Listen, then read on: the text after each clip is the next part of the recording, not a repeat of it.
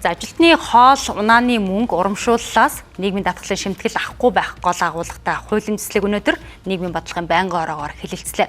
Хууль батлагдвал ажилчдад болон аж ахуйн нэгжүүдэд ашигтайж нөгөө талдаа нийгмийн даатгалын сангаас тэтгэвэр тэтгэмж олох гээд эрсдэл үүснэ. Энэ сэдвээр эдийн засгийн болон цэцгүүлж хуйнга дэлгэрүүлсэн.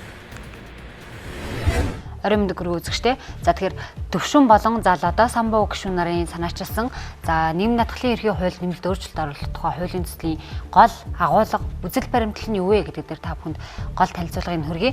За энэ дунд нь болохоор нийгмийн даатгалд албан журмаар даатгуулгаар заасан хүнийг ажилуулсан за эсвэл гэрээ байгуулсан өдрөөс эхлэн түүнийг нийгмийн даатгалд албан журмаар даатгуулах гэж өөрчлөн найруулах гэж байгаа. За мөн хоол унаа төлөө нүүрсний үнийн хөнгөлөлт орон сууцны ашиглалтын төлбөр тэдгээртэй адилтгах бусад орлогоос нийгмийн даатгалын шимтгэл авдгийг болиулах гэж байна. Мөн ажил олгогч ажилчдаа хөдөлмөрөөсний доод хэмжээг 10 дахин нэмэгдүүлсэн хэмжээ буюу 7.9 сая төгрөгөөс дээш төгрөгөөр цалинжуулбал зөрүү дүнгээс нь нийгмийн даатгалын шимтгэлээс төлөхгүй гэдэг ийм гол үзэл санаанууд багтсан байна.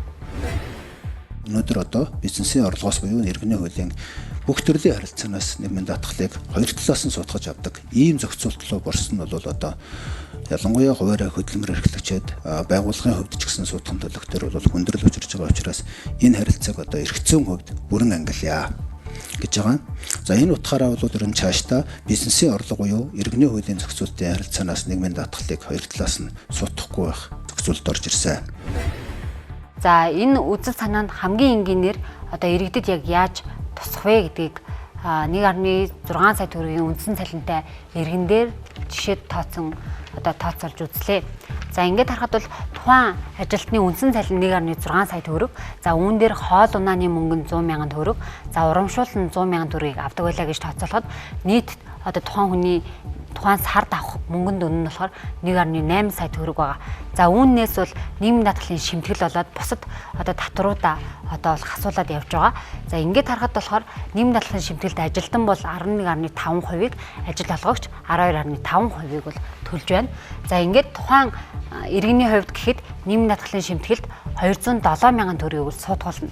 За үүний дараагаар гарт нь сая 593 мянган төгрөг үлдэнэ. Үүнээс нь хүн амын орлогын албан татварын 10% суудах хэрэгтэй байдаг. За ингээд энийг суудах нь. За ингэхдээ бол яг энэ дунд бол хүн амын орлогын албан татвар дээр орлогоос нь шалтгаалсан за тухайн орлогын албан татварыг авахта 20 мянга хүртэлх төгрөгийн бас хөнгөлөлт үзүүлт юм байна.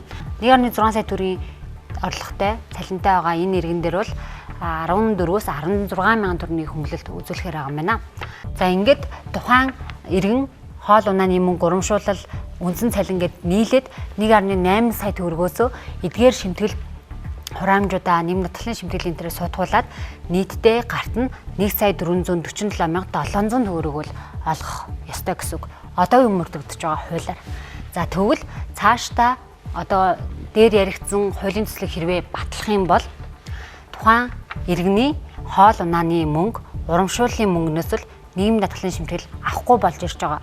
За ингээд нийгмийн даатгалын шимтгэл болоод мөн хүн амын орлогын албан татвар дээр дурдсанчлан хөнгөлөлт чөлөөлтийг эдлээд нийтдээ цалингаас нь бол сая 290,400 төгрөг гарт нь олгоно.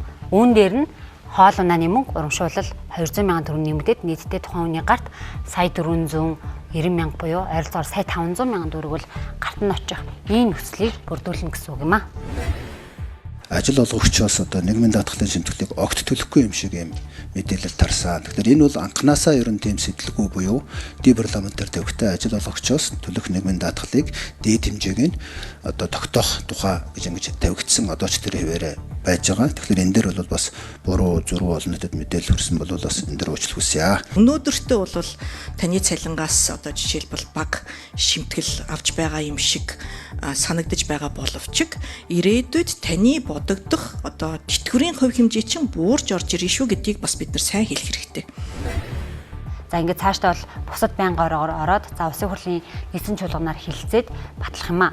За ингээд тухайн хууль хэрвээ батлагдвал бас сөрөг үр дагавар нь болохоор ажил олгогчид бол одоо энэ тухайн хоол унаа урамшууллын мөнгөнд дүнг магадгүй 100,000 байсныг нь одоо татвараа бага суудгуулах хүрээнд мөнгөнд дүнг нь өгсгөөд магадгүй 500,000 төгрөг болгоод за тухайн ажилтны одоо татвар болоод нийгмийн даатгалын шимтгэлд төлөх мөнгөнд дүн нь бол багасах ийм эрсдэл хүлээж байгаа. Ингэх юм бол энэ нөхцөл байдал нь цаашлаад нийгмийн даатгалын сангийн орлого одоо буурах эрсдлийг бас бий болгож байна. Гэхдээ энийг хязгаарлах боломж бий л дээ.